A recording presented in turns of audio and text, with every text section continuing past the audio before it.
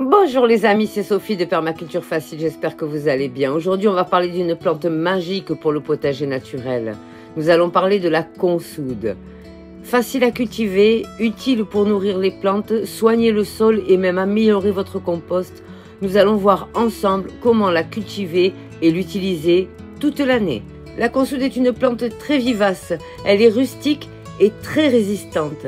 Elle pousse vite aussi. Elle formera de grandes feuilles riches en nutriments. Pour ce qui est de sa composition, elle possède du potassium qui favorise la floraison mais aussi la fructification. Mais elle possède aussi de l'azote qui aide à la croissance des feuilles et des tiges. Mais aussi du phosphore qui soutient le développement des racines, le calcium, le magnésium, les oligo-éléments. Elle contient aussi de l'allantoïne, une molécule qui stimule la croissance des cellules.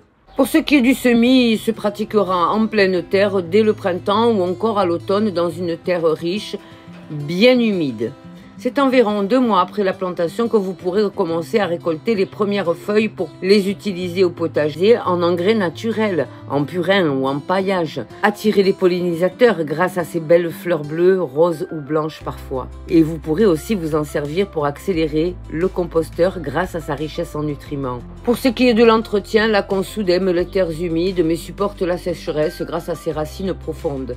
Arroser seulement en cas de forte sécheresse, voire canicule. Vous pouvez aussi en faire un purin. Il faudra pour cela hacher les feuilles dans un seau et 3 semaines de macération suffiront avant l'utilisation. Il faudra donc le diluer à 10% en arrosage. Vous pourrez l'utiliser en pulvérisation, mais il ne soignera pas vos pieds. Il les nourrira seulement. Vous pourrez utiliser les feuilles fraîches au pied de vos plants pour un paillage nourrissant. Pour ce qui est des racines, elles aèrent le sol. Elles vont chercher les minéraux en profondeur puisqu'elles peuvent descendre à plusieurs mètres. Si vous souhaitez multiplier la consoude, vous pourrez le faire avec les racines. Il vous suffira d'en couper un petit morceau et une fois installée dans un milieu humide, la plante se révélera. Pour ce qui est des maladies ou des ravageurs, la consoude est globalement une plante résistante, mais elle est quand même sensible à l'oïdium, qui apparaît sous forme de poudre blanche sur les feuilles.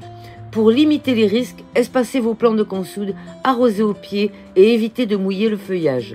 Coupez les feuilles atteintes pour éviter la propagation. Pour ce qui est des ravageurs, les jeunes pousses peuvent être aussi grignotées par les limaces au printemps. Vous pourrez aussi l'utiliser comme plante médicinale, seulement en usage externe et en cataplasme. Maintenant, vous pourrez dire que vous connaissez la consoude, cette plante très intéressante au potager naturel. Je vous embrasse les amis.